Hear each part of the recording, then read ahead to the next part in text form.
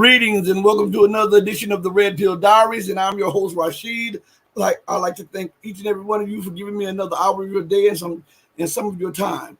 Like I often say, and I will continue to harp on, time is the most precious commodity. It is an unrenewable resource. Once you use up that time, make sure that you get an equal or greater value in return, because you can never get that time back. And that's why I pride myself in trying to give you the best information, the best news, so that your time will be well spent. I get your time, right? And you get a wealth of information, and we exchange a wealth of information. I think that's a good deal, especially in this day and time when they're censoring, altering, and changing everything, okay? Today's show is titled Bloodthirsty, When the Mask of Empire Comes Off. Shout out to the people that are joining me in the chat. Shout out to each and every one of you. Listen, I was watching the news a few days ago, and the reason that you hadn't seen me on, I didn't do a live yesterday for you guys and for the patron and the channel members, is because we've been experiencing real bad weather. I'm talking about like 80-some mile an hour wind, thundering and lightning, and intense rain, and we're supposed to have more of that. Right now, if you can't see it in the back of me, the sun is shining, and then they're expecting more rain. I'm like, oh man, this weather is, but this is God chastising the people. All right, but anyway, let's get into this thing, bloodthirsty. And why did I say bloodthirsty? Let's go to something real quick, okay? Matter of fact, while I'm talking to you all right. Meaning, and I want you to be able to do this too. Meaning of blood thirsty. Just put it in your search engine. Okay, we're doing this live on air, and we're going to go into some clips, and we're going to read a few articles and show you what I mean by bloodthirsty. All right. So now, what is going on here? The dictionary, the Google dictionary, states that bloodthirsty is an adjective, and it means eager to shed blood. And it means what their main thing, it says homicidal, murderous, violent.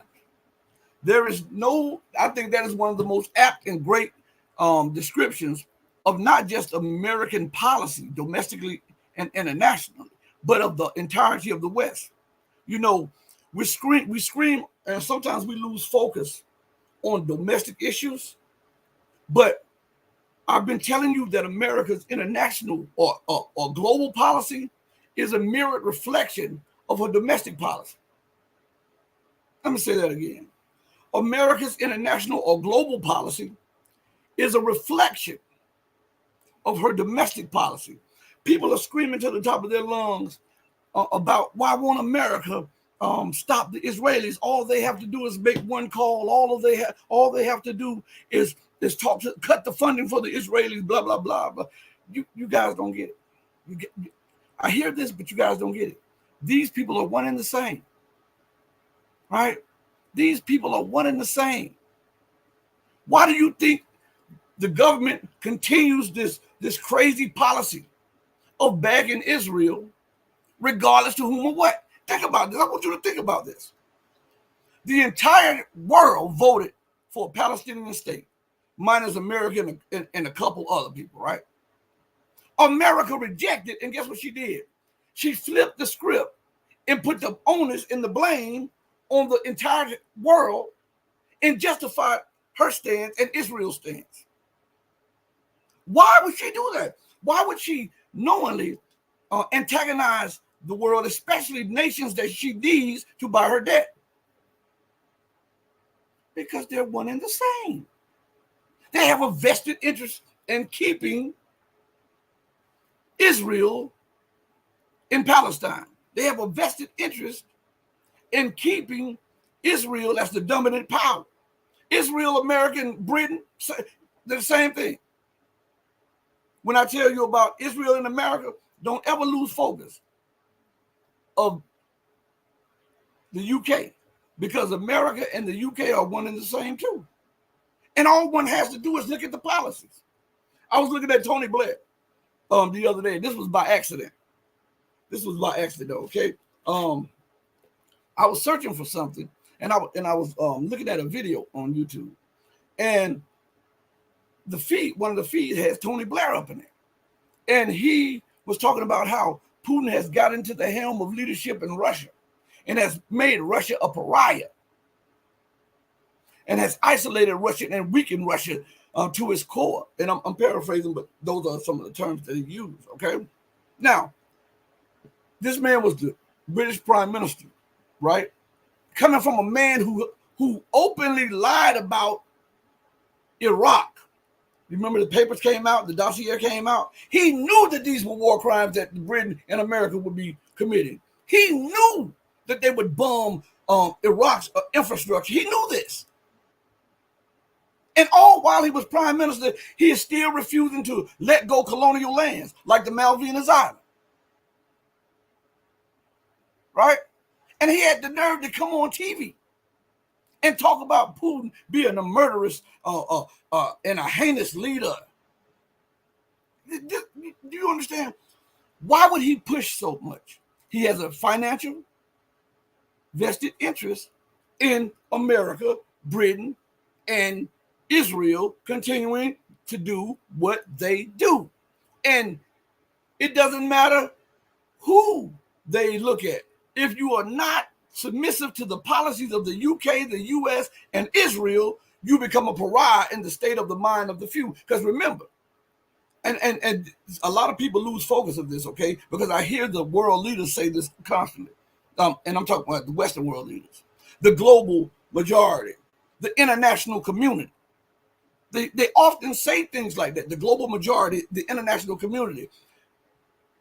The United States, Canada, Australia, New Zealand, and Europe, they don't even comprise 1/10 of the population of the planet Earth together.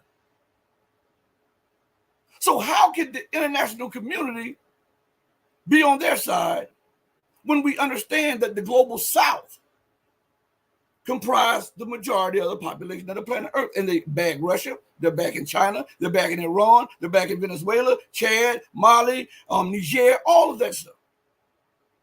But in the Western world, the global majority are those who have the military clout to enforce their will. That's why they're so arrogant.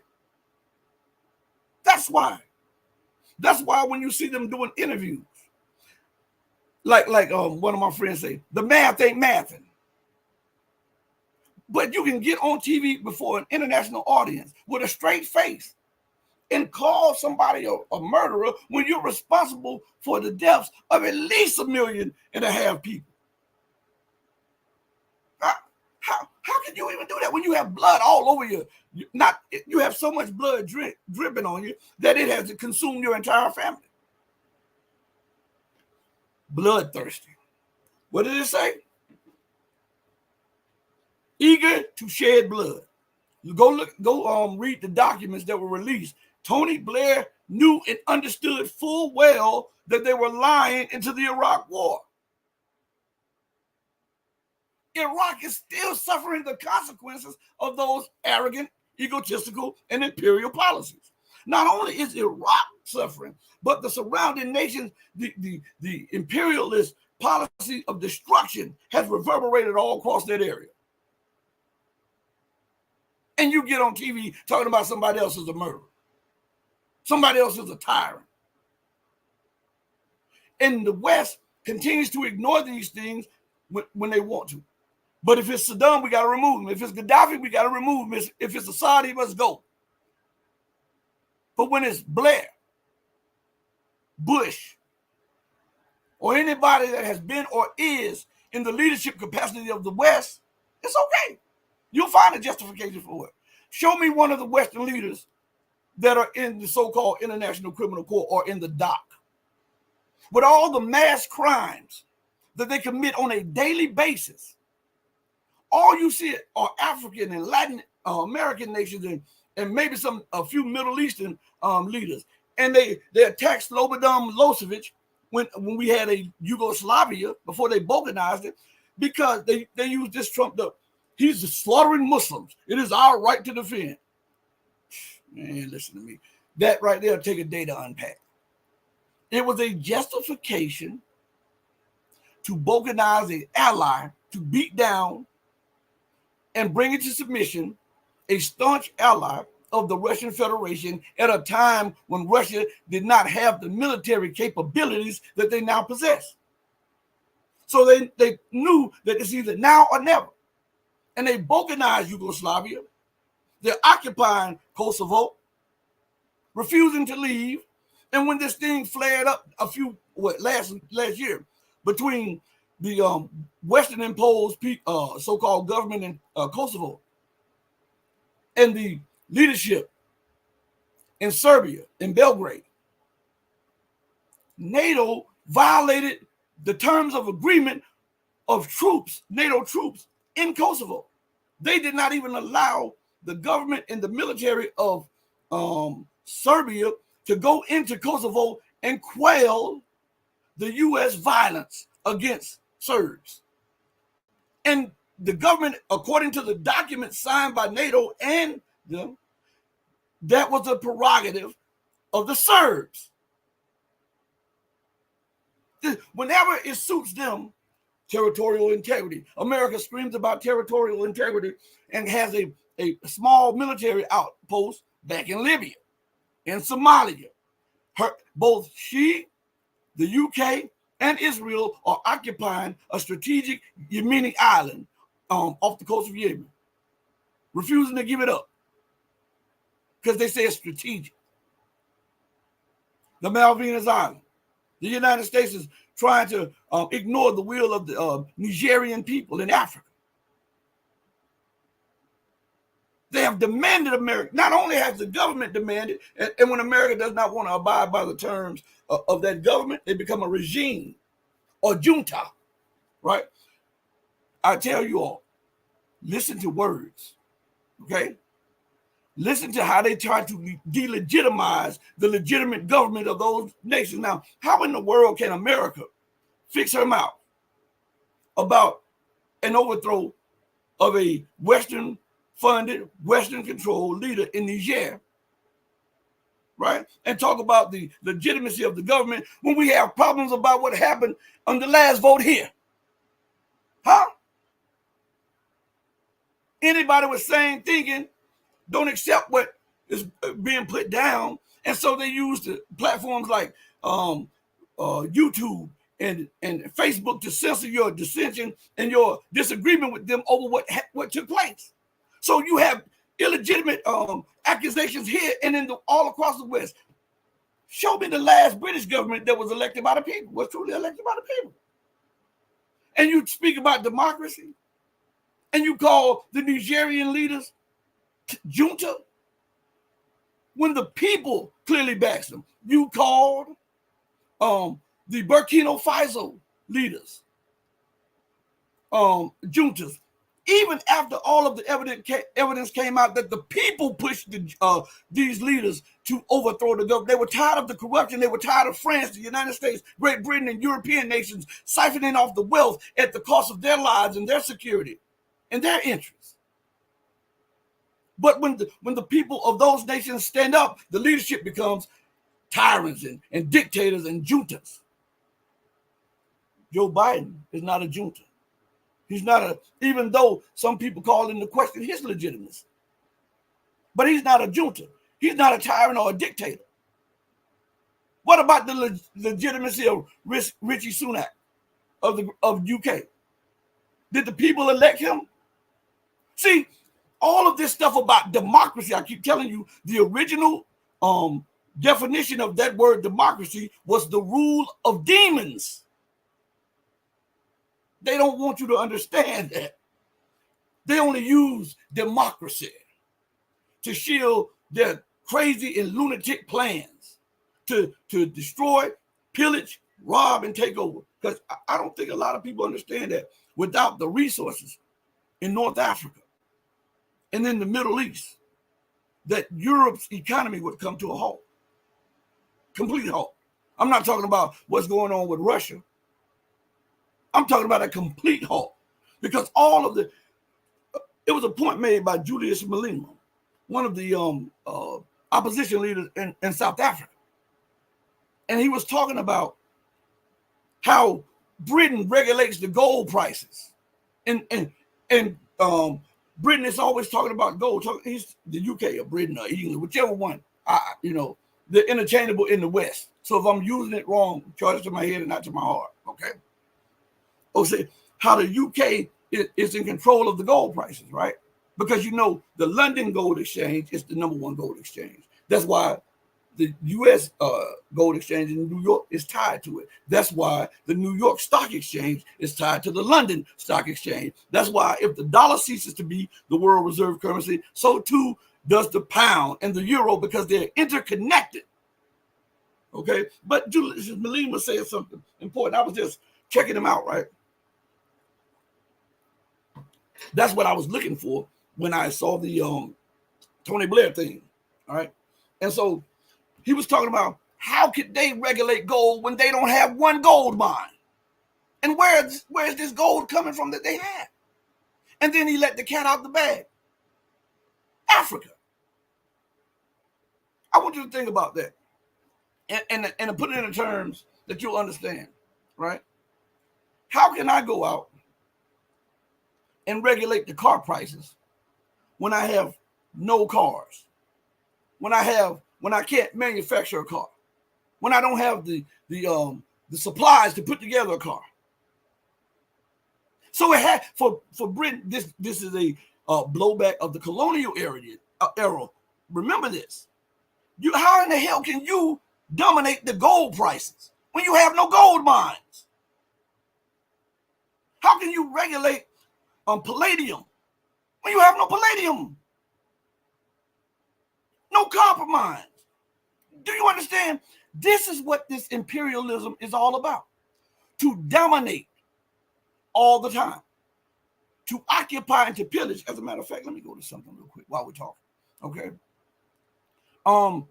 Excuse me.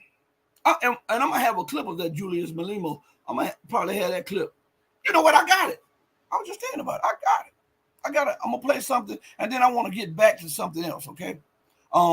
Because I do want to make mention of the fatal shooting that took place roughly about an hour away from where I live. Okay, with the airman that was killed. That was an hour away, roughly like 45 minutes to an hour away from where I live. Okay, so. But I'll get back to that in just a minute. I want you to listen to Julius Malema, okay? I have no time for borders. Why? I have no time for colonialism. They don't have borders in Europe. But when it comes to us, they say, no, you must have borders. Why? The division of of Africa is what makes them thrive. They thrive on the division of the African continent. Can you imagine the minerals of DRC combined with the minerals of South Africa and with a new currency based on the minerals? What we can do to the dollar if we become a United States of Africa with our minerals alone? We can collapse the dollar. We can collapse the strong pound that is based on gold, yet they don't have a gold mine. So why do you allow such things? So, he's making points. How can nations that have little to no resource dominate so fully? How is that just? See, I ask these questions to show people. How would you feel if somebody controlled your assets, your resources that are inherently given to you or passed down to you, and somebody just comes in and takes the resources or dominates your resources or dominates your land? This is something that you would say that cannot be allowed, and you would be willing. You should be willing. If you're not, you're a coward. You should be willing to defend that with your life. Man, listen, any man worth his salt would give his life for his family. Any man. So if somebody comes and jeopardizes your family's livelihood or security, it is your job as the man of the house to defend them with the last breath of air in your body. So what if you die? Your family will have freedom, justice, and equality. They'll live. And they'll enjoy the spoils of your family. And you'll be remembered. Man, y'all built different. I'm telling you. Listen, So he talked about the division, and I want you to understand something. Let's look at this word division. According to the dictionary, the word division is a noun, and it means the action of separating something into parts or the process of being separated. What is the United States, the UK, and NATO trying to do in Syria? Balkanizing. What were they trying to do when the Iraqi government started to disagree with them and wanted them out of Iraq? They then started using the same group of people that they're using in Iran and in Syria to try to balkanize the nation. They're using the desire of these Kurds. The Kurds want a state, right? And the United States is holding out a promise that the West will help them with a state, right? So that's why the United States calls it Iraqi Kurdistan. What the hell you mean Iraqi Kurdistan? When did that pop up? It popped up after you bombed, pillaged, and occupied Iraq.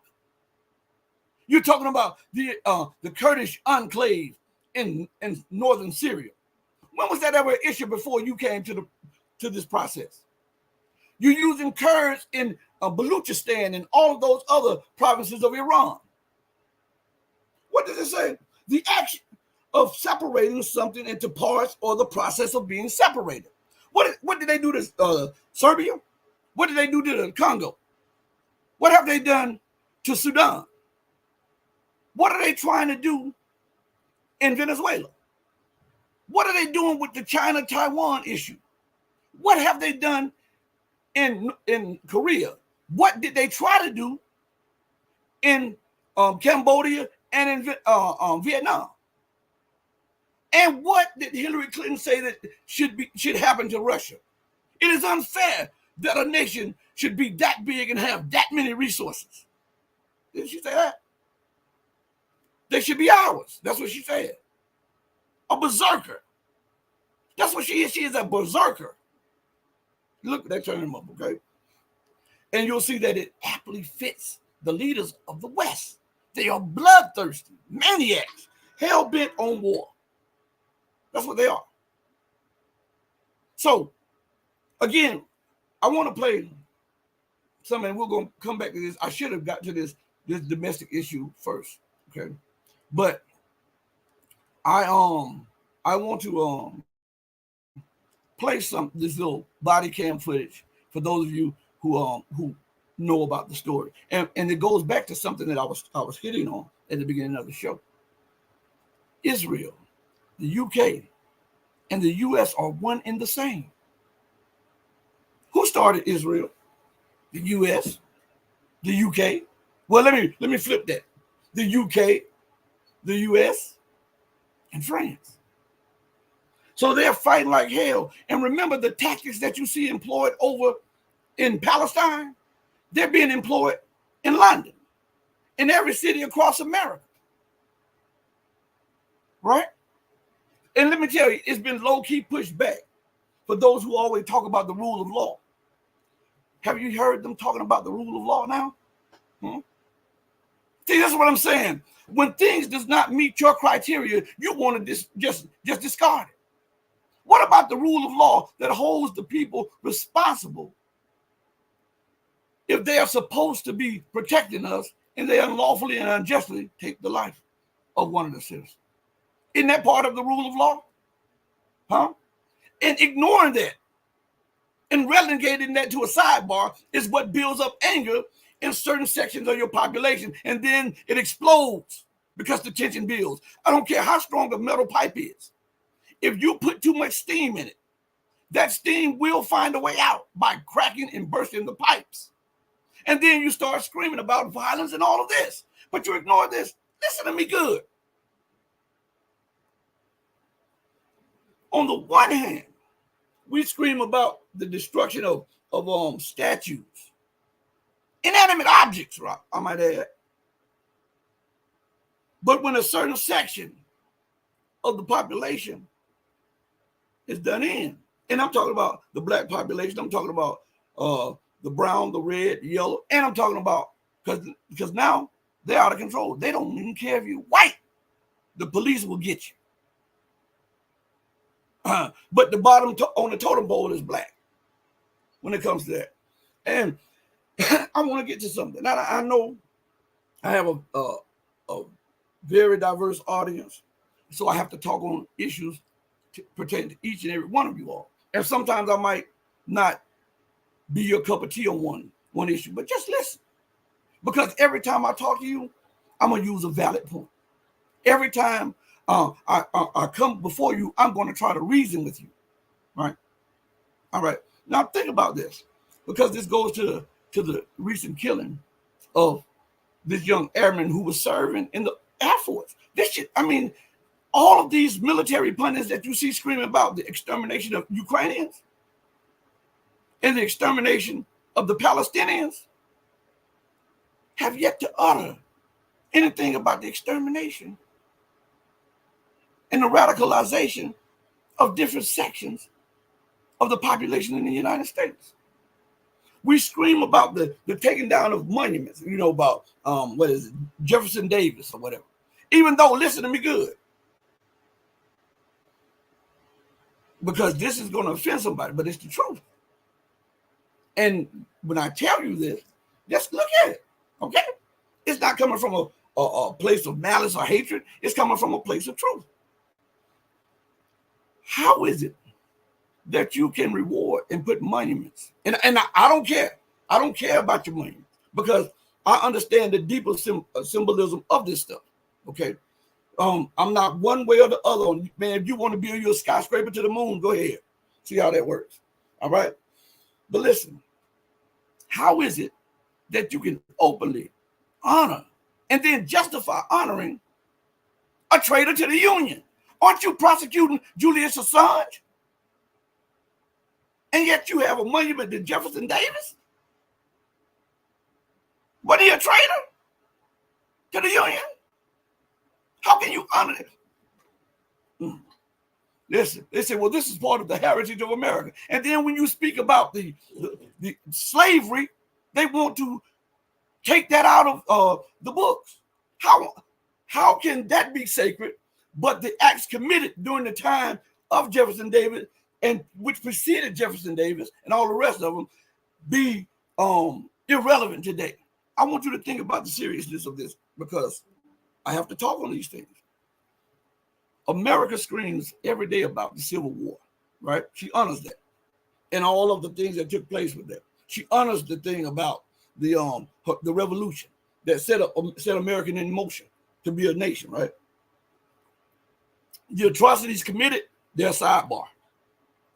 She screams about the Gulf of Tonkin.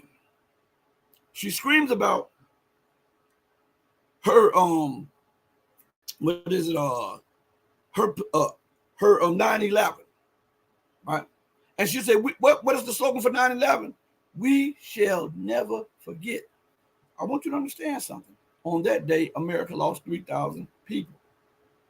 But 3,000 people being lost on any given day in America from the 1700s upwards to the early 1900s was a everyday thing for black people. And when we want to include that, you say, well, there's no black history, it's only American history. Then include that part of the history. What is so odd about that? You don't want to see the real face? Then how can you on this end start pointing to everybody else of what they need to do? And again, see, my mind works different. I'm thinking, even people who celebrate the South, right? How can you not see him as a traitor if you talk about the Union? Any of these people that fall, I'm talking about these higher ups. Remember, there was supposed to be two presidents at the same time, right? One in the North and one in the South. Why don't you talk about the events that led up to that, the events during that and after that? Why is that such a sidebar in history? Because it pertains to something that if everybody in America understood, right, it would open up critical thinking. And then you'll have to come to grips with the real history. And that's something a lot of people don't want to come to grips with. Okay? So I'm going to play this. I talked about this. I'm just gonna play this little clip, and then we're gonna go to some other issues. But I owe it because I stay in this region. I owe it to that family. I owe it to the people in that community. I owe it to fairness and to covering all sections of the news. So I want you to pay close attention to this clip.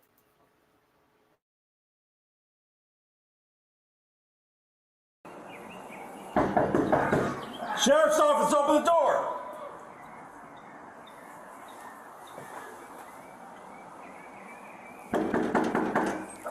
Sheriff's office, open the door. Step out. Drop the gun! Drop the gun!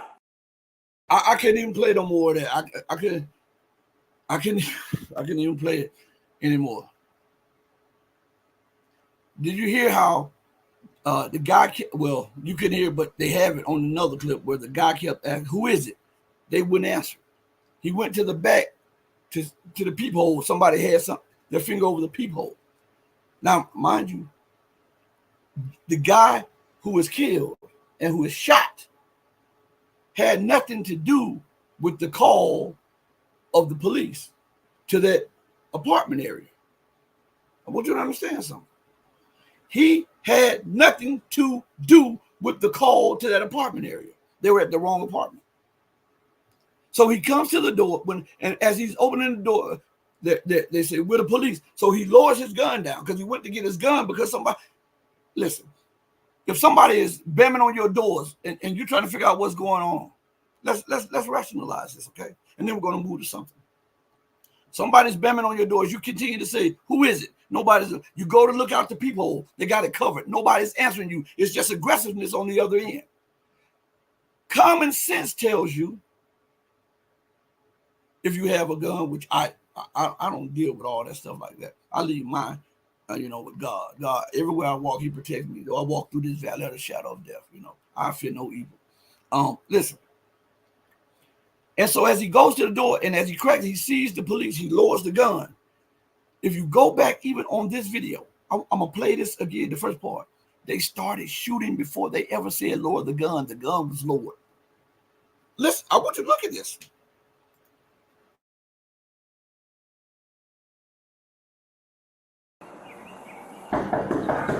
Sheriff's office, open the door.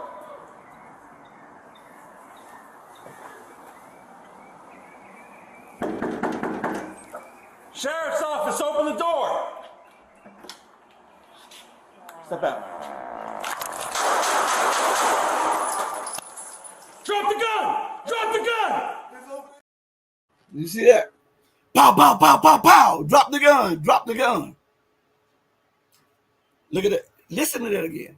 Pow, pow, pow, pow, pow. That's 5 right there. We heard with our own ears. Then he said, drop the gun. You know what that was? That was an afterthought. Oh man, I messed up. I just killed this guy. I just shot this guy. So he knows his body camera is on. He knows the microphone is on. So to give some type of justification that you were scared, then you say, drop the gun. Hold up. Boom, boom, boom, boom. Drop the gun. Shouldn't you say drop the gun before you boom, boom, boom, boom, boom? Hey, it's just me. That's cold-blooded murder. Right? Think about if you had to go before a judge and that was on you and you weren't a so-called law enforcement officer. There would either be manslaughter, second-degree murder, or first-degree murder in the eyes of some judges, right? I just give you the facts. I didn't tamper with it. I just downloaded it, and I wanted you to hear it for yourself. Boom, boom, boom, boom, boom. Lower the gun. Not, hey, lower your gun. Boom, boom, boom, boom, boom. It was boom, boom, boom, boom, boom. Lower the gun. Now you tell me. All right. Now let's go to something. It's very important that we address this. So we were talking about Israel. We were talking about America. We were talking about the UK. And we were talking about their bloodlust. Remember, I just showed you domestically what just happened. And this is not isolated. This happens on an everyday basis. You can pull up something. I forget the name of the site, but you can go to it and they tell you about all of the shootings and whether it's domestic or citizen on citizen shootings, or police on citizen shootings and stuff like that. And it gives you the rundown of how many happens per day and around the country and all of that stuff. But isn't that something that you just saw in Palestine? Isn't that something that's going on in Palestine? What about in the British police force doing the same thing? There were write-ups about it in Sputnik, in RT, in Press TV, and even in Reuters, a British publication, right? And other newspapers about the disproportionate force used against citizens, especially those of color. All right? That is bloodlust. All right? So let's look at this. I want you to look at this real quick. And then, right, like I told you, and man, God, the time is zooming by so quickly. Listen. So I told you that America, Great Britain, the UK, whichever one you want to call it, and Israel mimic each other. All right. And I told you they're one and the same. And all one has to do is look at the policies and look at their actions. And we see the brutality of this. Now, I want to show you something, because when I just showed you that clip right there of the young man being murdered on camera, right? Because that's what that was. That was the execution. They were in the wrong. And then the sheriff justified it. They were in the wrong department. They tried to vilify this man serving America. This show, listen to me good. I keep telling you, they talk that patriotic stuff. They talk it whenever they want to use you as cannon fodder. And then they ignore it whenever they choose to. He's not a patriot. He's a suspect. Serving, I think he was at Herbert Field, one of the Air Force, but it's so many down here. It's so many of them. I believe he was at Herbert Field, and that's where he was serving at. He's not a patriot, and he was in the Air Force, in the military. He was in his own home on the phone. That's not murder. He wasn't at anybody else. He wasn't starting ruckus. He wasn't being belligerent. When they identified themselves as police officers or sheriffs, they opened the door with a lowered gun. They didn't even give him time to say anything. It was pow, pow, pow, pow, pow. Lower your gun. See? So I say that to say this. That is a daily thing. That's a daily thing. And anger builds. And when people lash out, it's terrorism. So you're telling me what you did is not terrorism? And my response is, the same goes for Palestine. I want you to see something. This was put up in the UN, okay? And this is a minute long. And they're going to give you, see, a picture is worth 1,000 words. So they're going to give you 4 pictures. I've already did this on one of my shows before with the 4 pictures or 5 pictures or whatever. I want you to look at this. And then you'll see that Hamas is a product of its environment. That you see the resistance is a product of injustice. You cannot commit injustices on a daily basis, suppress an entire people on a constant basis, and think that you're safe and there's no repercussions to that. Tell me what scientific law allows you to think that. Show me one scientific law that allows you to think that. We're not talking about personal feelings. I'm talking about science now. Show me where there is one scientific law that supports that thesis. Because every action brings about an equal or greater reaction. So what you're seeing, people think that Israel is reacting. No, this has been a constant step of action, and the repercussions are the reaction of resistance. I want you to look at this clip here, okay? Allow me now to show you 5 maps. The first one is historic Palestine. The General Assembly recommended the partition of Palestine, ignoring the will of our people as shown in the second map. And 3/4 of Palestine became Israel, as shown in the third map. This was the start of the Nakba. It left us with a collection of disconnected Bantustans, preventing the independence of our state, as shown in map 4. Here is the fifth map. It was displayed by Israel's Prime Minister to the General Assembly last September. He called this the new Middle East. There is no Palestine at all on this map. This shows you what the prolonged, continuous Israeli occupation of Palestine is intended to accomplish. So, let me look something up for you. All right, this should be it. All right. According to the dictionary, the words together, ethnic cleansing means the mass expulsion or killing of members of an unwanted ethnic or religious group in a society. Let me read that again. And this is the definition for ethnic cleansing. Now listen, this is considered to be a crime against humanity and a crime, war crimes, right? To promote ethnic cleansing, to initiate ethnic cleansing, right?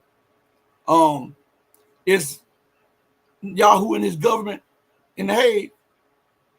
No, The Hague, the United States got so up in arms about just the thought of them serving him with a warrant or serving the cabinet with a warrant. They didn't care about when they did it to what's his name, Charles, down in Liberia. No, he was black. He was one of those old African men,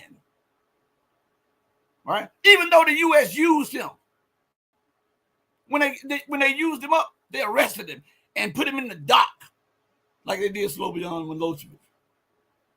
Huh?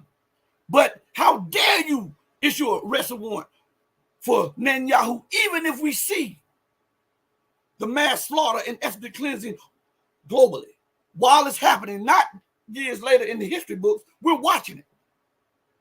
Lindsey Graham talked about the justification of Israel and they should wipe them all off. That's coming from a powerful senator. And you don't think that thinking reverberates through the halls of Congress? You don't think that you think he's an anomaly? That the other ones are not feeling that? Huh? They just pay him a little bit more than they pay the other ones, and he's in a more powerful position. So he feels that he can talk like that, talk reckless like that, without any repercussions. Listen to this right here. The definition of ethnic cleansing is the mass expulsion or killing of members of an unwanted ethnic or religious group in a society. What happened in northern Gaza? The mass killing, right? Remember when they issued an order that all people in northern Gaza must go down to southern Gaza? That's expulsion, right? The mass expulsion of millions of people now. Mass means a lot. Millions are a lot, right? Or killing. What do they do? How many people have they killed so far? Close to 40 now? 40,000 people. That's not genocide. That's justified. All right. It's justified because it's Israel, right? It's justified because it's America, right? It's justified because it's the UK. And a lot of you don't know that the operation that is taking place in Gaza, there are U.S. troops on the ground, special forces. Even when the first incursion took place, the U.S. had boots on the ground. You know that? They were feeding them real-time intelligence. Why nobody says anything about this? Huh? The UK, dirty hand in, what is it? We will continue to support Israel and send them weapons, right? So aren't they complicit in the mass crimes? If I enable you, if I give you everything you need to commit the crime, if I give you real-time intelligence that my neighbor is leaving and that his brother is in his house, his wife is in his house, his children, and you can go over there right now, and if you just so happen to kill them, oh well. on our party to the crime? Am I not? Why aren't we saying that about the U.S. and the U.K.? Remember, I'll tell you, I'll read definitions over and over again to you so they can set in your mind of what is really happening. Ethnic cleansing. The definition is, and this comes from the Oxford definition, and it's put up on YouTube, on Google. The mass expulsion or killing of members of an unwanted ethnic or religious group in a society. Now, here's the kicker. As Lindsey Graham was screaming to the top of his lungs about how satisfied he was with the nuclear bombing of Japan, right? And how he agrees with Israel that all of them should be eradicated, right? This man at the same time wants you to believe that he's about human rights. This man is, listen, he is not no lightweight. This is a powerful guy in Congress. And you actually believe that this is not a thought in other minds in Congress? If it wasn't, he would not be in the position that he was, because they have to vote on him to be in that position. I'm asking. And again, this is what he's talking about right here. Allow me now to show you 5 maps. The first one is historic Palestine. The General Assembly recommended the partition of Palestine, ignoring the will of our people, as shown in the second map. And 3/4 of Palestine became Israel, as shown in the third map. This was the start of the Nakba. It left us with a collection of disconnected Bantustans, preventing the independence of our state, as shown in map 4. Here is the 5th map. It was displayed by Israel's Prime Minister to the General Assembly last September. He called this the new Middle East. There is no Palestine at all on this map. This shows you what the prolonged, continuous Israeli occupation of Palestine is intended to accomplish. For those of you who don't understand what he said when he said Nakba, in Arabic, Nakba is something of a catastrophe, and it is often related to the genocide and the ethnic cleansing that took place in Palestine to remove an entire people and then put another people in its stead on its land. So that's what he's talking about. So when you hear him say Nakba, that's what they're saying, okay? They're referring to those terms right there. Those definitions. So now listen. There is no way how could they even mandate a partition of Palestine? I want you to think about that. And it was against the will of the Palestinians. That's like me going, and I see you guys in the chat. I'm gonna go to the chat in a few minutes. I didn't even check the chat. I'm sorry. But listen, that's like me going to someone's house, one of you guys' houses, and then say, me and my friends over there, we're going to partition your house because this house looks the best in the neighborhood. We're going to take 3/4 of your house. You relegated to the basement in the back in the back room, and sometimes you can use the kitchen if we're not in there. How many of you would accept that? Especially if you worked hard to get your credit up. You worked hard to save. You've worked hard to put your family in a position like that. And then you take me in because I'm homeless. And then within weeks of me being taken in by you for your mercy, I plot the overthrow of you and your family and to take over your house and your cars and everything like that. Because that's what happened. Did you see the maps? Now, everybody screams that Israel has a right to exist. And I say, okay, I'm not disputing that. Okay, if you say they have a right to exist, I'm not disputing that. But you're saying it in a manner that Palestine does not. And if we both agree that both have the right to exist, then we go to how did one become established and how did the other one get deconstructed or destroyed almost. And then when we look at history, regardless to religious ideology or preference, history tells us that Palestine existed in that area prior to 1948. And then we say, well, okay, what happened to Palestine? If it existed there, and the Palestinians were the majority there, and it was a Palestinian state, but it was a home to Christians, Jews, and Muslims, then how did it turn from being a home under the Palestinians that it welcomed Christian Jews and Muslims to becoming a home for Jews? So you push the Christians out. I was looking at a video that took place over in Palestine a few days ago, and the Christians were walking, and they were going to prayer.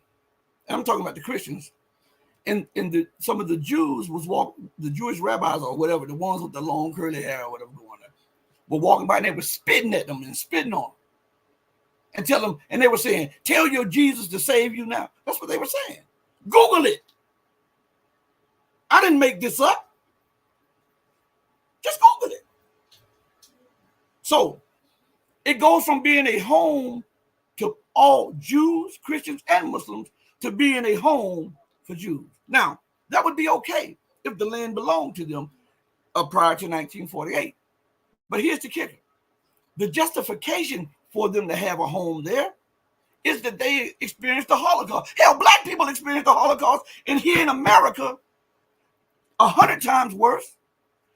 And instead of giving blacks who were up from slavery a home, they would rather give it to other endangered species, allocating millions of acres of land to wolves and buffaloes and all of this stuff like that.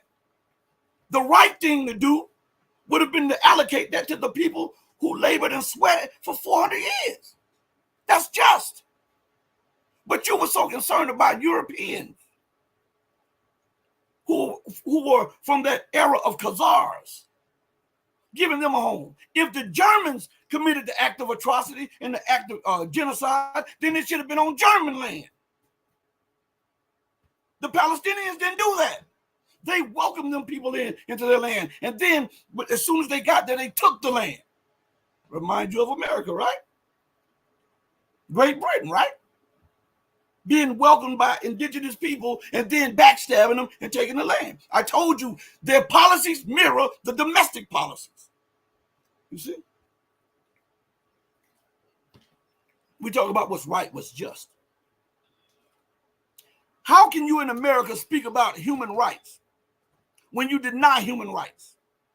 What about Abu Ghraib? What about down in Cuba, Guantanamo Bay? What about all of these so-called black sites where you take people and torture them without anybody knowing where they are? Bloodthirsty. But this is the truth, and this is what we see when the masks start to come off the empire. And I know these are inconvenient truths, but they're truths nonetheless. And you cannot relegate truth to a sidebar because it inconveniences you. That's not how life is. As a man, you own up to it and you step up to the plate.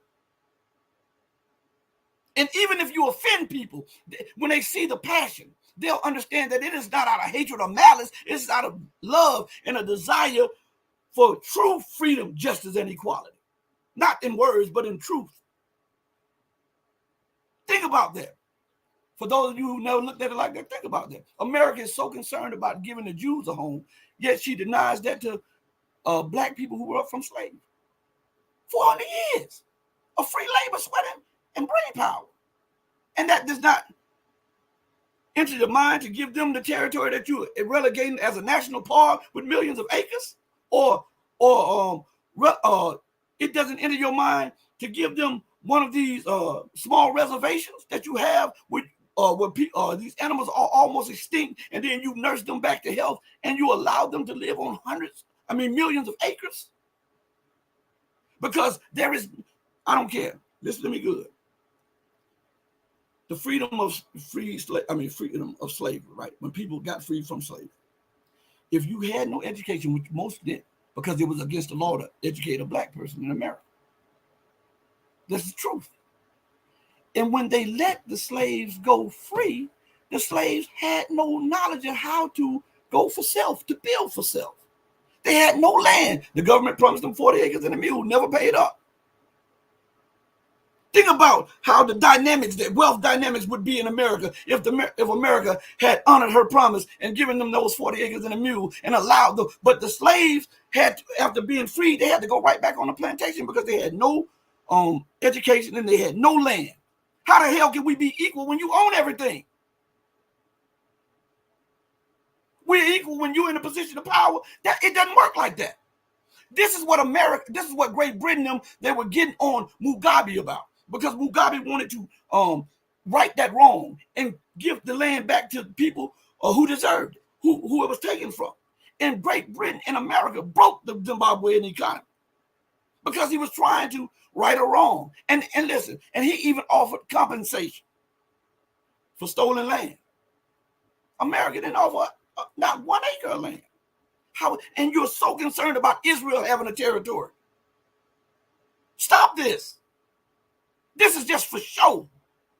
It was a strategic interest in putting Israel there. That's what it was.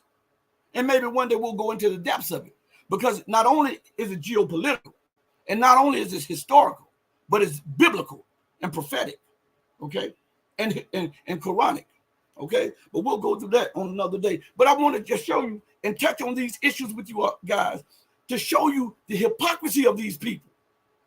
It's outrageous how on one hand they scream about territorial integrity while occupying a third of Syria. They scream about Putin is a butcher in Ukraine, and don't mention 1 million plus people was killed in Iraq by the US and the UK.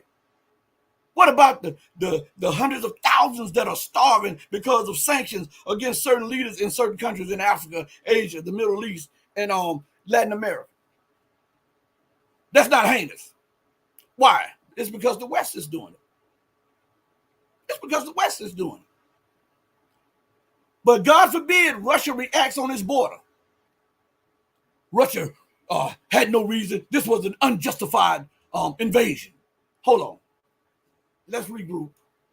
And let's look at the situation as it is and not as they are telling us. There was no justification for Russia's invasion, even though Vladimir Putin had been warning you about your encroachment of Russia's sphere of influence and former Soviet republics. Since the collapse of the Soviet Union, Russia had been warning you that you continue to exceed the bounds of everything, all normalities and diplomacy and international conduct. You continue to throw out the window when it suits you. And Russia was not in a position militarily to confront the entirety of the NATO terrorist organization. And I notice a lot of people on Twitter and a lot of people around are starting to use that term, NATO, the North Atlantic Terrorist Organization. I've been using that since 2009, 2008 or 2009, the North Atlantic Terrorist Organization. But anyway, I told you, this little channel is your favorites channel. But listen, so we see that America has no problem bombing people. And when we look at what's going on in Russia and Ukraine, they say the story is that Russia launched an unprovoked, unjust invasion of Ukraine, even though the records show differently. And think about this. Who has more right to Ukraine? And I'm not just saying take Ukraine. I'm just saying, let's just look at it from a Western perspective. Who has more right to Ukraine? Ukraine's Slavic brothers that's on their border, or a nation and nations that lie some thousands of kilometers and thousands of miles away from Ukraine that has no historical ties with them? They're not Slavic, right? And won't even accept Russia or Ukrainians as equals to the West. Who has a better right to them? So NATO is justified for putting multiple bases and Britain. What you don't know is the UK was building a naval facility on the Sea of Azov, or Azov, like they say. Did you know that? That Britain was building, or sometimes I say Britain. I don't know if that's the right term nowadays. I don't know if it's Britain or England or the UK, but you know what I'm talking about. So they were building a naval facility there for NATO ships in the Sea of Azov. This sea is only bordered by Russia and Ukraine. What was the reason for that? The United States was seeming they wanted Crimea. Go read some of the earlier writings. The United States wanted to make the Black Sea, what they talked about in the writings, a NATO lake. And to do that, they had to seize Crimea, a former Russian territory at that time that hosted the Russians' Black Sea Fleet.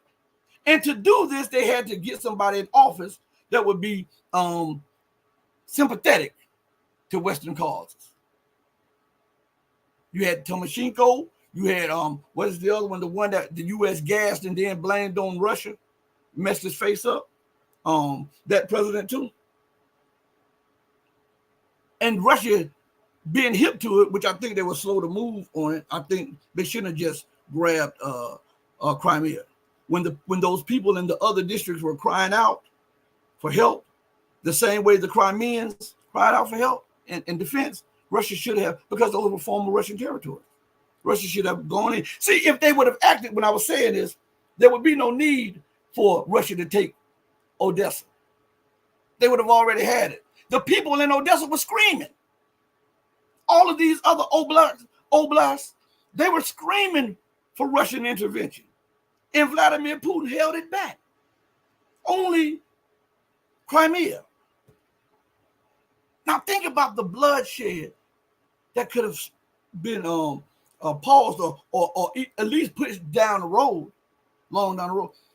It had it just went on in those oblasts and just seized them. Because at the time, the rebels had broken the Ukrainian military resistance. And the only reason there were talks, the Minsk I and the Minsk II talks, were for the U.S. to buy time to arm and train Ukrainian forces and to eventually have them into NATO, and the United States takes over Crimea and take over Sevastopol. I might be butchering that, but that important city. So Russia has no justification, even though history says those were Russian lands and those people are Russian people, and they are one and the same with their other Slavic brothers and stuff. Russia has no justification for that. It was unprovoked. Building U.S. military bases, holding military training, holding war games in Ukraine, infringing on Russia's border, infringing on Russia's sphere of influence, and also trying to turn what was a cordial relationship between Slavic brothers into ire so they can fight each other. Russia was unprovoked. And America was just in building up NATO facilities, spying, bio labs and all. So she's just, and Russia is not justified in anything she does. See, when we look at the statements that these people say, and then we weigh them on a scale of facts, they hold no weight. And you're like, did a child come up with this line of thinking? Because these people act childish in their thinking. And all while they're doing that, right? America and the West are losing power. As a matter of fact, I want to play a little short clip. And this, I saw the entire thing in Congress, but I couldn't find it. So the other day, I believe it was yesterday, in my news feed, it was a clip of this on someone's channel. I forget the guy's channel. If I knew it, I would give you thanks for finding that clip. And I clipped it off. You'll see the guy for a brief second, the guy who found the clip, okay? And I apologize for not knowing it. I want you to listen to this congressman and what he says about America's spending habits. All right? Just check this out. Congressman, check this out. If we're going to keep printing money, why do we have taxes at all? I've asked that question in the Budget Committee. Nobody can answer it.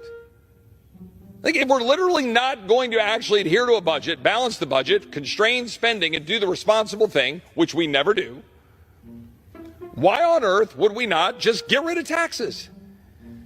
Right? If you're going to spend almost twice as much as you take in, which we're getting dangerously close to, If you take in $4 trillion and you're spending $3 trillion more than that, I don't know what the numbers are, but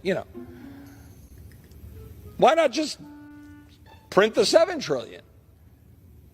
I mean, it's a genuine question. Oh, Chip, that would be irresponsible. Why? I mean, we all know why, because we're living a fiction. Ha! You're living in, what did I tell you? Bizarro world, right? This congressman pretty much said, we're living in bizarro world. Well, up is down and down is up, in is out and out is in. And I believe this platform is one of the only platforms that is discussing this thing in real time and hurting feelings. Because listen, I understand some of you get butt hurt, and that's cool. Because think about this, that provokes thought, and then that thought you want to disprove me, and then when you go find out, it's he was telling the truth. Oh, he was telling the truth. So then in your mind, you got to say, okay, either accept that was the truth, or just relegate it to a sidebar to your detriment. Because people have to get into the habit of accepting the truth, even if it bears witness against them. I mean, I've never seen so much sissifiedness in my lifetime. Nobody accepts responsibility. Everybody is innocent, and everybody else is guilty. America can go kill 1 million people and it's justified. Think about this madness. Russia is a tyrant. Vladimir Putin is a tyrant because he's defending the national interest of his nation, which any leader is supposed to do. But America is this beacon of freedom and hope and democracy, and she has been on a war footing prior to 2001 and has been waging war from 2001 up to this very day. Destroying nations, balkanizing nations, occupying nations, bombing nations, threatening nations, all in the name of democracy and human rights. Stop this foolishness. Stop it. I know you're American and you want the best for your country. But how can the best come to your country when it continues to provide the worst for everybody else? The laws of science and nature don't agree with that. See, they dumbed down the people and they disconnected math and science, and they disconnected that from history. And so now it's all about sound bites, 30-second sound bites. And it's all about pushing your narrative instead of acknowledging the truth, even if the truth condemns your narrative. I got to get the leg up on you. This is that Instagram era, that microwave era. I want it hot, fast, and right now. I don't care about 20 years from now. That's the way they're running the country. It's not just the domestic look. That is the way they're running the country. If they were not, then why the hell do they continue to spin into oblivion? Why do they continue to project deficits on future generations? Why do they knowingly and willfully put into play policies that dumb down the masses? I cannot listen to me good. Oh my God, bro. These people are absolutely insane. I say this ad nauseum. Yes, you may have a quick benefit for censoring people and for keeping an alternative narrative or alternative viewpoint out of sight, right? But the ramifications of that later will remove the very foundation of the republic. Because no matter how much you try to advance your society, education lies at the root of it. And if you dumb down education, if you start censoring education because it's not palatable to you, guess what happens? You put your future teachers, lawyers, educators, politicians, scientists, engineers, all at a disadvantage when it comes to competing globally. Because they won't have the wherewithal to deal with the pressure from the outside. But right now it looks good. But if you're a strategist and you're a long-term thinker, you don't want just the best for right now. What about the future generation? Because it's not about you, it's not about me. You have to look to the people that comes behind you. It's selfish to just think of yourself. Man, here. I'm telling you, these people have childish minds. It's me. But that's the West. Me. That's why they're always taking selfies and all. It's me. You cannot build a society, a progressive, enlightened society with dumbed down education and self-centeredness. There's no way you can do that. You undermine the very principles of your society. Cowards, I'm telling you. I'm gonna go to the chat real quick, okay? Because I've been saying I'm going to the chat and I haven't been to the chat yet. Maddie is in the building. Yeah, let me go. Joel is in the building. Ascended Awakening is in the building. Serious Biz is in the building. Net Rando is in the building. Pedro, what's up? A Ping One, what's up?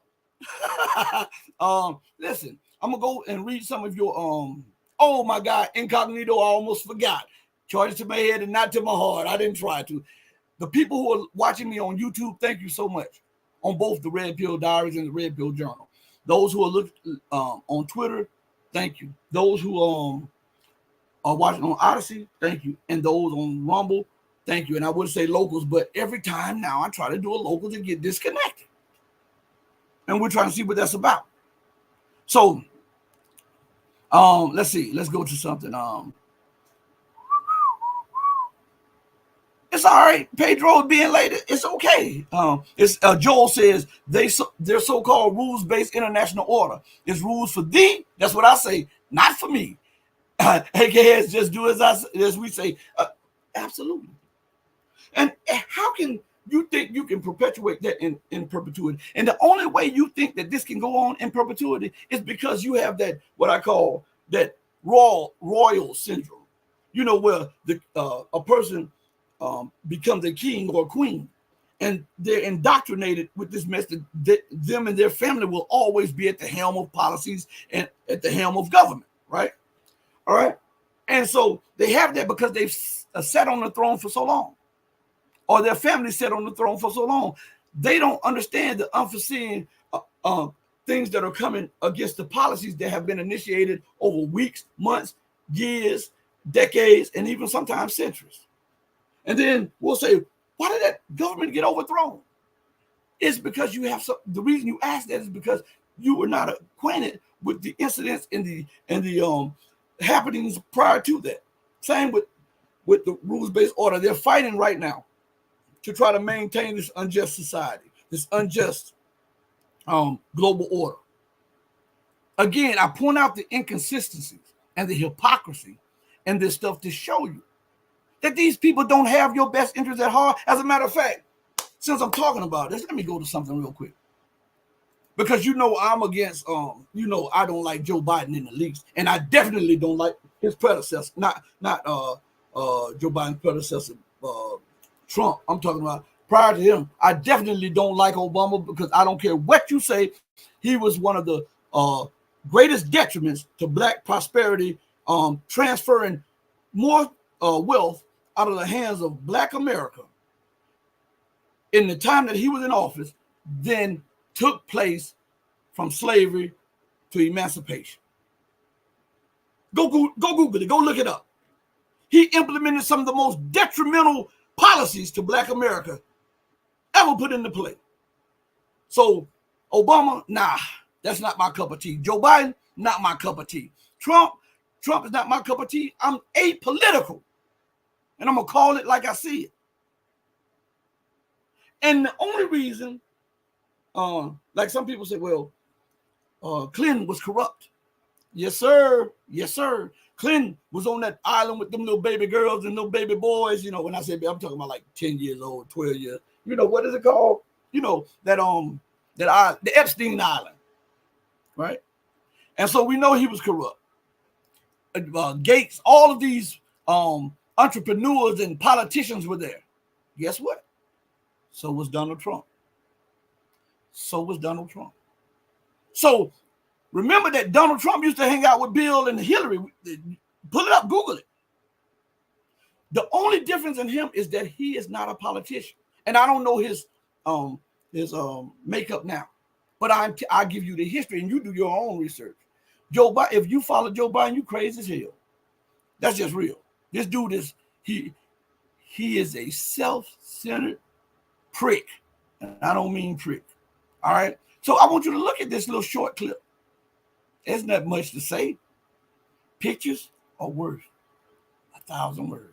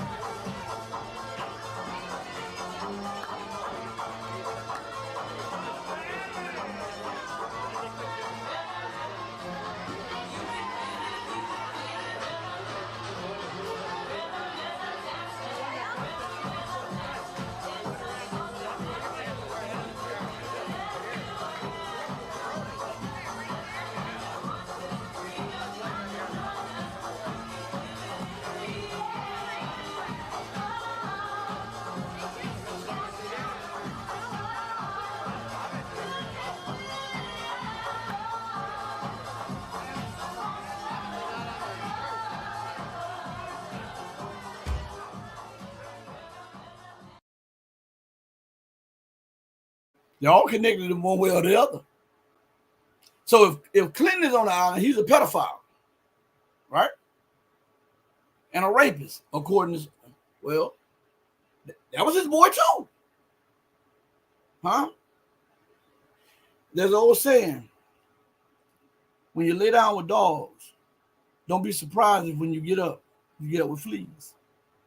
This is what I'm telling you, people. It's so corrupt. It's corrupt to the flipping core. That's what I'm telling you all.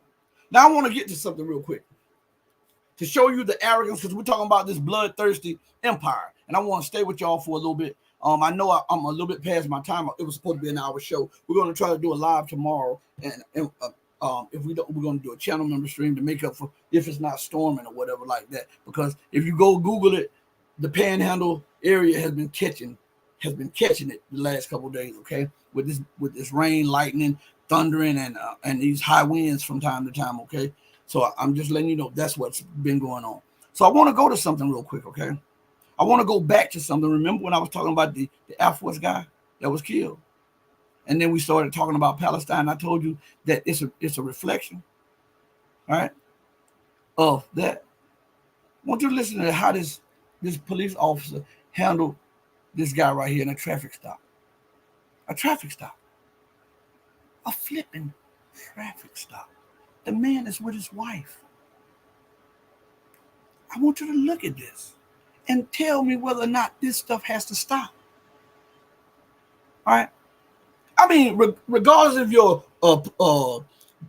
affiliation politically, for 1 second, forget that you're black, forget that you're white, forget that you're any color or that you're American or non-American, and just look at this from the human perspective for a minute. Okay? I want you to look at this real quick. This is short. You're going to get paid. Put your hands behind your back. They are. That is my husband. That's my husband. That's my husband, please. It's okay, baby. That is my husband. I don't know why he's doing this. It's okay. Go, baby. It's okay. Don't worry about it. I'm going to get hit. Do not. I work for the mayor. I work for the mayor. Go. I work for the mayor. Go. Please just stop. Go. It's because I'm black. Would you please? Yes, it is. Yes, it is. Turn around. Turn around. No! Give me your hand! Or you're getting paid! Stay right there! I am! I can't go anywhere! A traffic stop. And the man asked, why was he being pulled over? That's the result of it. Now, when we look at the brutality in Palestine, or what's going on now, mirror me back. See? The international policies are a direct reflection of her domestic policies and vice versa. I continue to tell you this. Look at the brutality, the viciousness. This man is sworn to protect and serve, and all he's serving is his ego. He was not in, nobody was threatening him. They were asking him, what's going on? Why are you doing this? And this is the result of that. How can you justify that? Huh? The policies of the empire are making the empire collapse. They're collapsing this entire thing. It's not collapsing just on Ukraine. The reason it's collapsing because it's unjust. Anybody with eyes and that has a heart for God will look and say, hey man, look, hey, well, we've got to do something better. We've got to make a change. This is going too far. But no, we look at it, we live in that moment, we protest, we scream, we cry, and guess what? Then it's off to the next day when these things happen. How you doing, baby? My daughter just got home from work and she just walked past me in my little office area. I'm sorry, everybody, but I had to tell her hi. Again, and yeah, Mom, if you're watching, yeah, I told her to get some rest. Hey, listen, my mom is biased. Listen to me good. My mom is biased. She is. Look, my daughter don't like that. The children, they don't like when I talk about the dad. When I say something like that, they get mad. And so my mom is biased. I'm telling you, she chooses those grandchildren in a heartbeat over us. Man, my mom is biased. And Mom, I'm saying it live on the air. And then I'm going to apologize when I get in front of you later. Anyway, and I love you, by the way. Yeah, so listen. I want to play something for you all. Because remember, where is it at? All right. Let me see something real quick.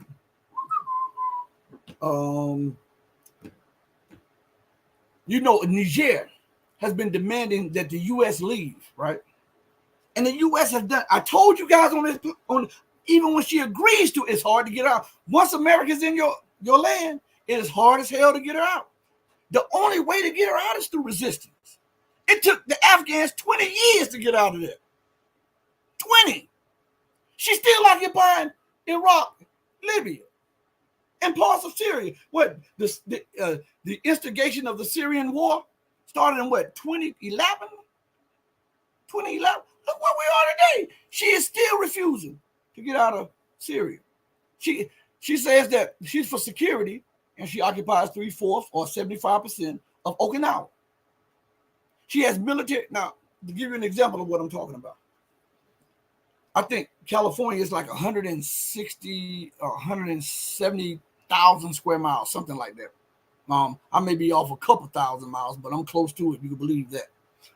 In Japan, it's roughly the same size as California. I think it may be just a tad bit smaller than in California. And do you know that America has more bases in Japan than she has in California? You know that? California is U.S. territory. Japan is not. What do you call that then? If they've been there since World War II. That is an occupation. Look at South Korea. South Korea, the Korean Peninsula together is the size of the UK, like 90-some thousand square miles, like 94,000, 95,000 square miles together. Apart, I think North Korea is roughly like 10,000 square miles or something like that, bigger than South Korea. Now, America has been there since the Korean War, right?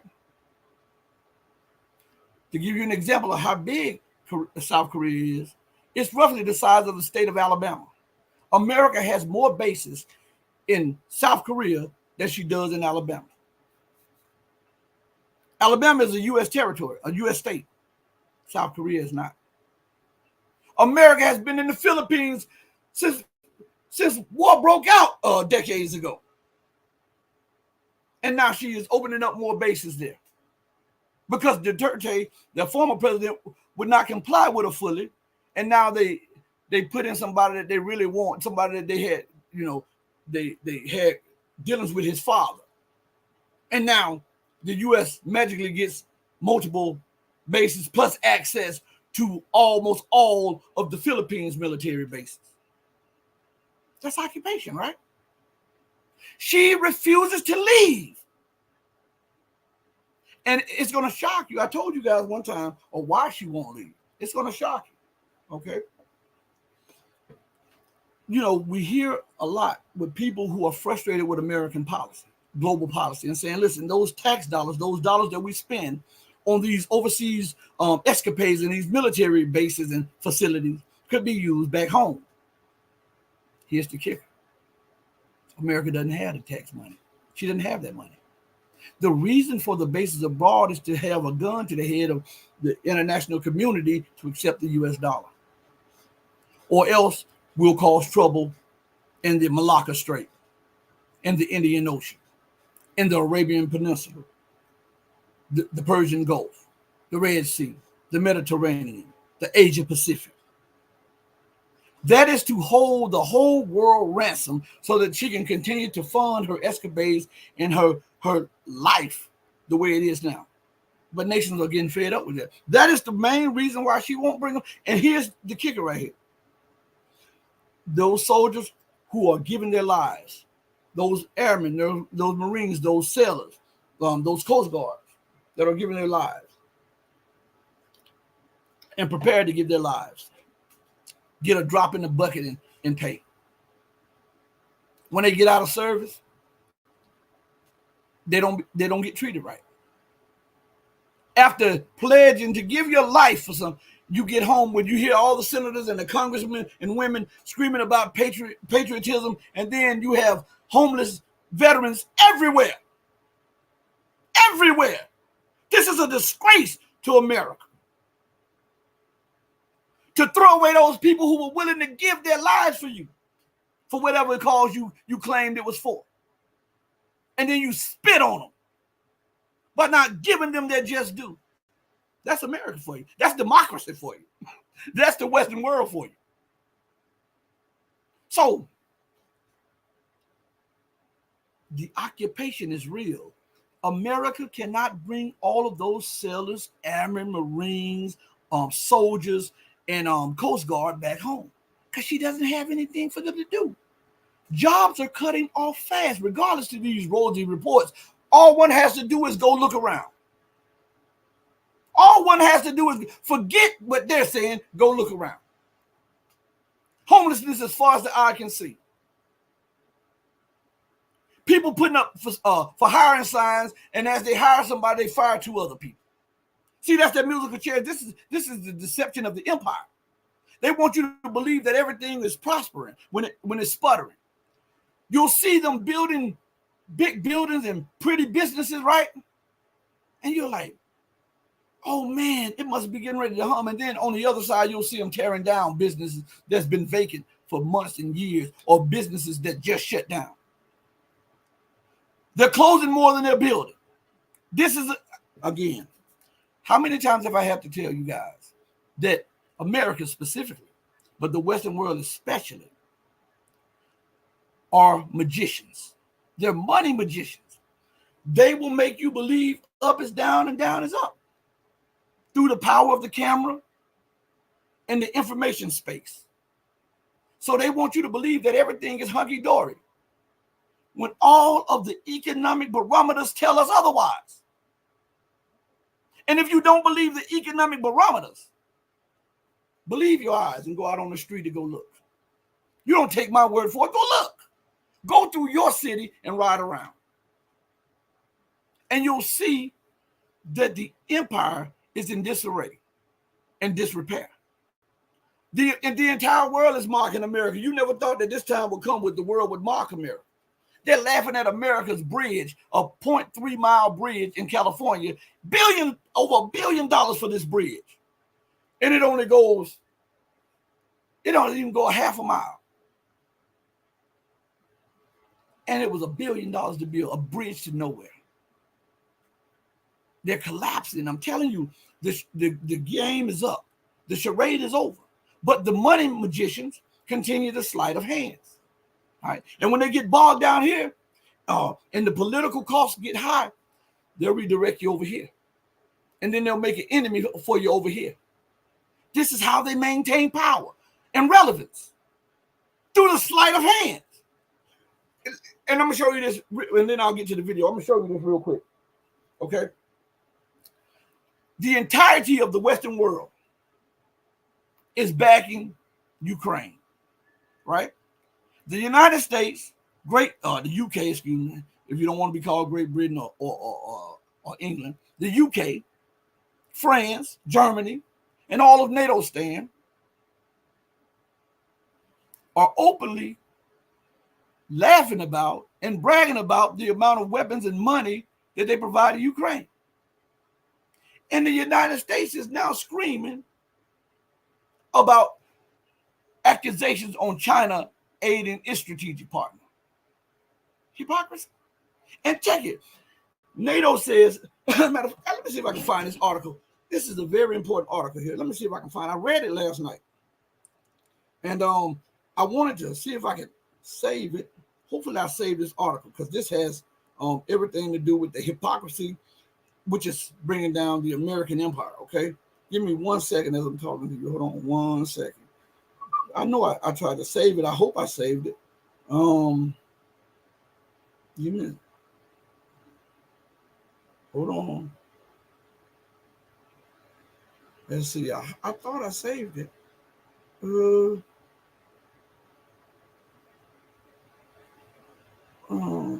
Let's see.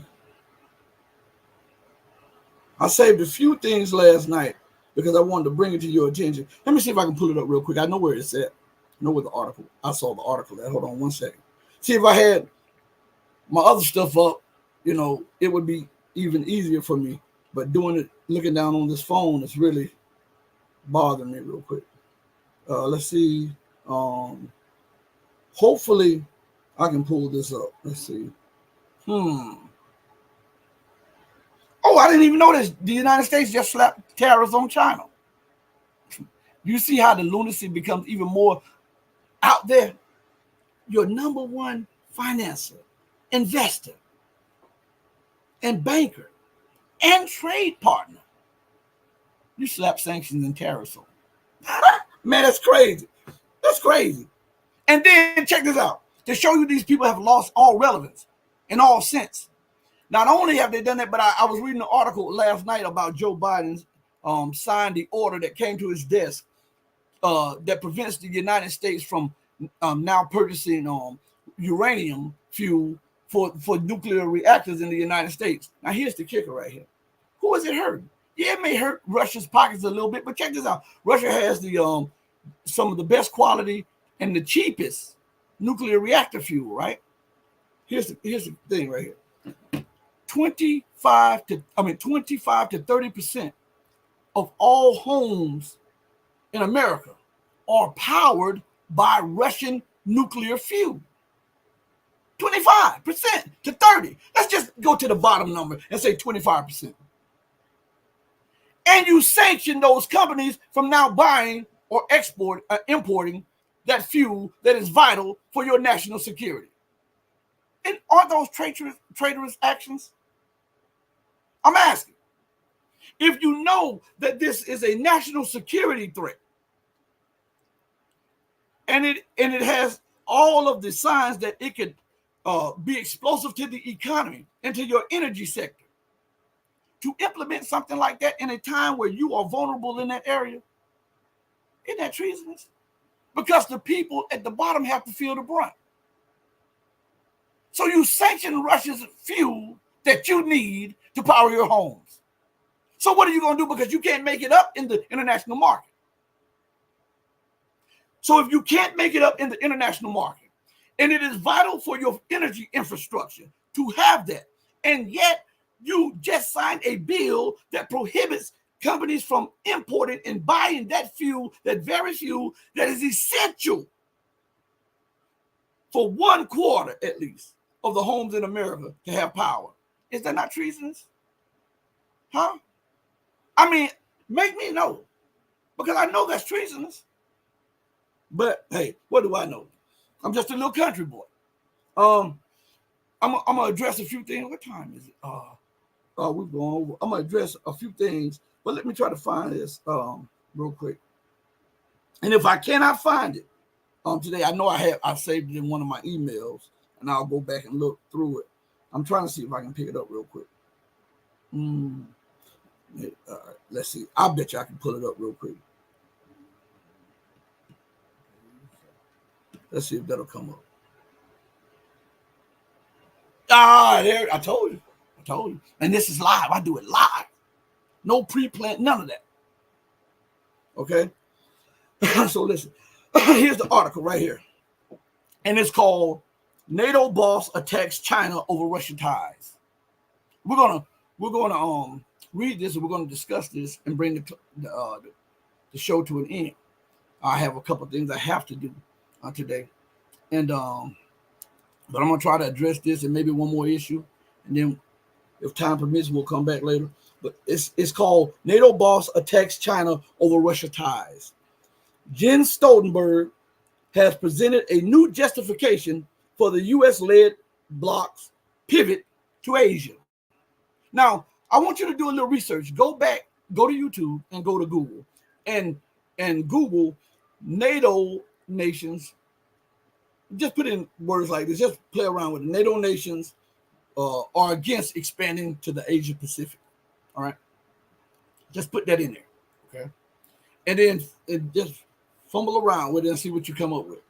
Because last year they were talking about there's no justification and no need for NATO to expand into Asia. Now, correct me if I'm wrong. They have been claiming that China was helping Russia last year, right? Right? And last year they said there was no justification for NATO to expand into Asia. But right now it says Jens Stoltenberg has presented a new justification for the U.S.-led bloc pivot to Asia. Now, in the words of NATO, the acronym NATO, North, that's the N, Atlantic, that's the A, North Atlantic, T, terrorist, O, organization. It said they want you to believe that it's the North Atlantic Treaty Organization, but it's the North Atlantic Terrorist Organization, which means their dealings are supposed to be focused and primarily on security in the Atlantic. That is the water that bridges the gap between America and Europe. Europe is not close to the Asia Pacific arena. So why should it be their focus? See, this is what I'm saying. They're in everybody's business, trying to dictate and tell everybody how they should live, how they should be governed, their culture, whatever they should accept, what they shouldn't accept, all of this stuff. They want complete control. You are not allowed to have your own separate identity or ideology if you're a nation or a leader. You're supposed to submit to the West at all costs, or else face the ire of the threats and the guns that come behind those threats. That's the way they think. So listen, it says Beijing, which is the capital of China, so they're referring to China as a whole, is enabling Moscow in the Ukraine conflict. Now, what's different? Let's just say that's true. What's different than what they said last year? The exact same thing, that China is supplying Russia with components and weapons. Right? That's what they've been saying, right? And at the same time last year, they said there was no justification for NATO to expand into Asia. What changed? You're using the same thing, but now you're flipping it and saying there's a justification. Listen to this. Beijing is enabling Moscow in the Ukraine conflict. NATO Secretary General Jens Stoltenberg has claimed, arguing that the U.S.-led bloc has to be involved in Asia and not just in the North Atlantic. So what made you come to that realization? You said China is in Asia, Beijing is enabling Moscow in the Ukraine conflict. Why didn't you say that all NATO nations were enabling and aiding Ukraine in the Ukrainian-Russian conflict? Huh? So if you use that as a justification to get involved in Asia, China can use that as a justification to get involved in Europe. Because Russia is a strategic ally. Russia is a member of the BRICS nations. Russia along with China, and Russia is also a member of the Shanghai and one of the founding members of the Shanghai Cooperation Organization with China. So China could throw that back at you and say, now China must deploy troops and weapons to Europe and around Europe, because that is a place of interest for China now, seeing that the ties with Russia are unlike they've ever been before. How would you think America and Europe feel about that? Do you think they would accept that? I'm asking. So how in the hell you think that China and Asia is going to accept that? I was watching an interview by one of the leaders. I don't know if he was in Kuala Lumpur, or somewhere, but he was talking about how how it was a conference going on, and he was talking about how the U.S. and NATO want to use China, use a disagreement with China to amplify divisions in Asia, and how they want to use that to skirt in and become important players in the Asia Pacific region through a divide and conquer tactic. And they said the Asian nations have been sitting there watching what's going on in Ukraine and North Africa and stuff like that. And he said, I assure you, we're not taking part in this, talking about NATO expansion and stuff like this. He had already talked to leaders. He said, I assure you that Asia will not fall for that. I was looking, if I could find that video, I might even download it and bring it up there. I was looking at that last night. So Asia has already contemplated the moves by the U.S. because they see what's going on. The U.S., the U.K., and NATO continues to be bloodthirsty. They continue to move for war because once they stop justifying enemies, once they stop demonizing people and dividing people, then there's no justification for their existence, which means they have to disband, which means now the truth comes out for the reason why they refused to disband earlier. It's because they have no money. They can't compete on a international stage anymore when you have China graduating with 18 million people with engineering degrees every year, or more than that, or something like that. So they're realizing that. So the only way to keep the West relevant is through war, division, escalation, and terrorism. Right? That's the way they do it. So let's go a little further. It says, Stoltenberg's comment came during a question and answer panel at the NATO Youth Summit. And it says, at the NATO Youth Summit, in response to an inquiry from a Yale University student in the U.S., the war in Ukraine, this is a quote, the war in Ukraine demonstrates that security is not regional. Security is global. Haven't I been telling you guys that? Security is not regional and security is global. Then why the hell do Jens Stoltenberg, the leaders of the U.S. and the Western world continue to talk about European security?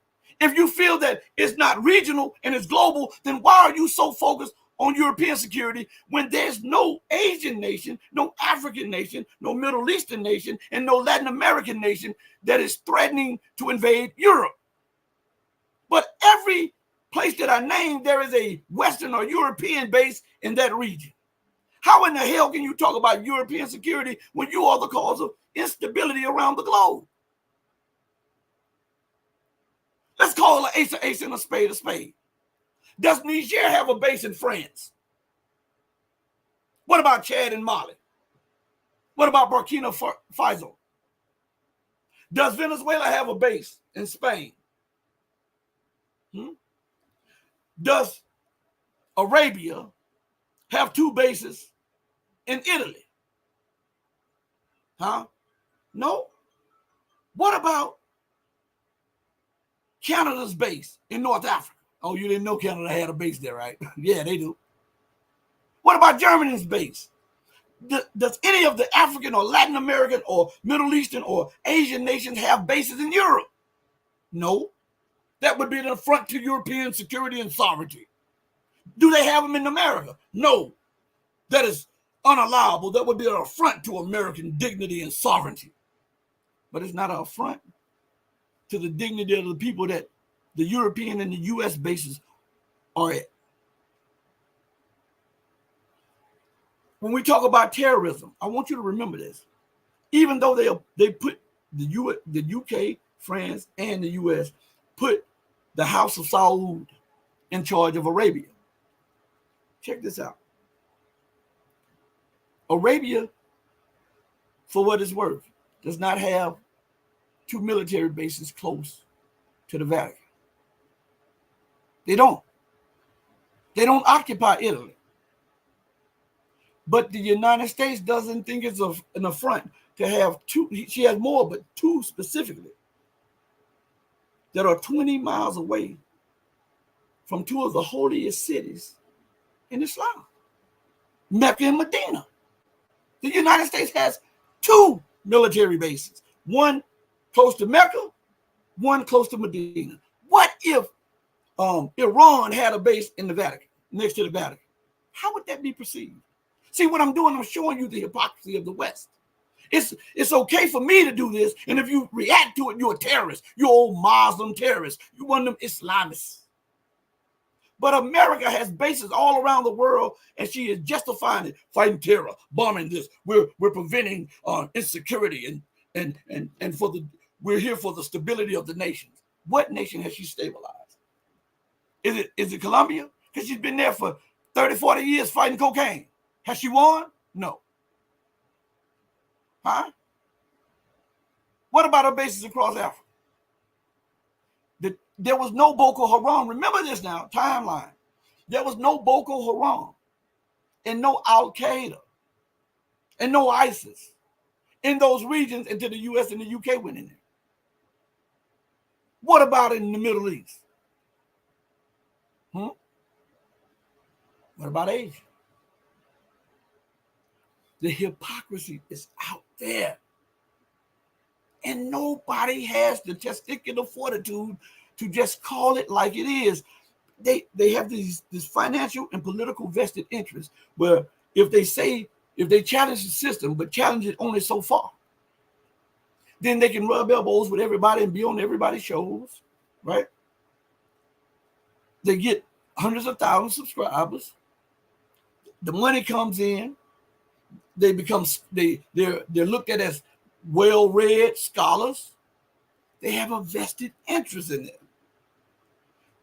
But we need more people that will stand up and just say, you know what? Keep your money.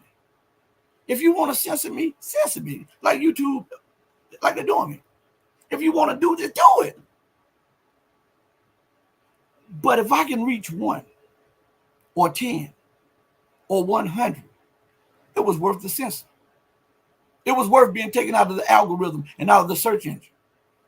It was worth being blackballed by the so-called alternative crew.